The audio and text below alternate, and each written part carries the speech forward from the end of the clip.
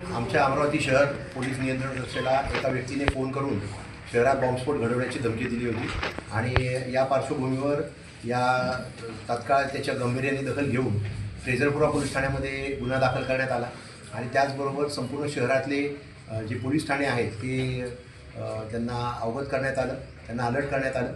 याबाबत DCP zone 2 Shyam Ghuge आणि आमच्या सर्व टीम्स, नंतर क्राईम ब्रँचचे पोलीस निरीक्षक संदीप चव्हाण या आणि फ्रेझरपुरा पोलीस ठाण्याचे पोलीस निरीक्षक रोशन शिरसाट या सर्वांनी आपापली पथकं तयार केली।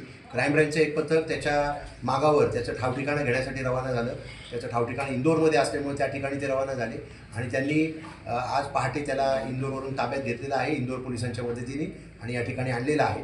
त्याचबरोबर शहरभरामध्ये घुगे साहेबांची टीम आणि आमच्या टीम्स यांनी संपूर्ण ठिकाणी नाकाबंदी लावली।